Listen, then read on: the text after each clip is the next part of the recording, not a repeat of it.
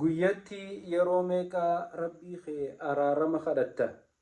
Guyyatti yeroo meeqaa toobattee gama rabbii keetii deebita?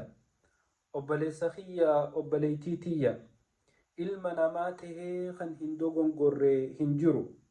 Dogongorri sakanditti, daqiiqa daqiiqatti, sa'a sa'atti, guyya guyyatti nurraa mul'ata. Dogongora keenya kanaaf ammoo rabbii keenya araarama kadhannee toobaan gara isaa deebi'uutu nurraa barbaadama.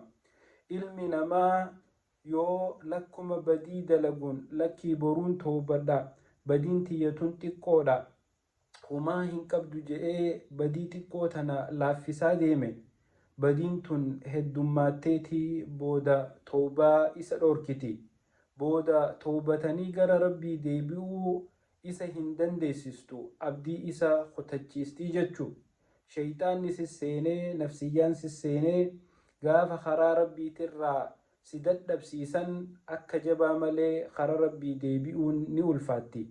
Saniif obboleessa kiyya obboleettii tiyya guyyatti hangam takka rabbii kee yaadattee gizee waa balleessite, yaa rabbii kiyya ani badii akkanaatiin si dalage araarama naa godhii jettee rabbii kee kadhatta.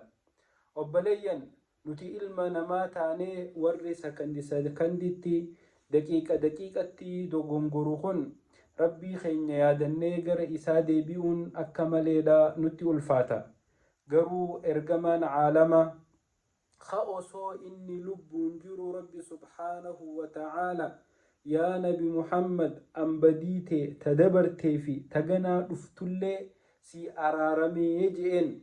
Rasuulli akkana kadilii hin qabne, kanaman zallamne, kadilii keessan buune, karabbiin isa tiisu, karabbi subhaanahu wa ta'aalaa onnee isaa qushaashi hundarraa qulqulleeyse san ani guyyatti taraa 70 sanii oliin gama rabbii deebi'a, istighfaara godha, araarama rabbii kiyya kadhadhaa jedhe ergamaan rabbii sallallahu alayhi wa sallam.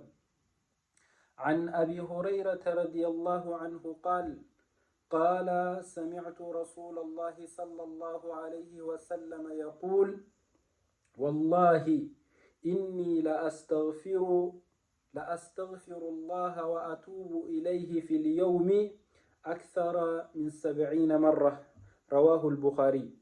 أبليا حديث كل أبو هريرة رأودي فمخنا خيستي رسول ربي صلى الله عليه وسلم إساء كان جون أجيج أبو هريرة والله ربي خيانين كخدا إني أني لأستغفر الله وأتوب إليه ربي خيان أرارم خددا إسان ديف مغافدا وأتوب إليه أكسم توبان غم إسادي بها في اليوم قياتك خيستي أكثر من 70 مرة يرو ترباتمي أولين ربي خي ياددي أرارم إسا غافدي غم إسادي بها جي إرغمان ربي صلى الله عليه وسلم.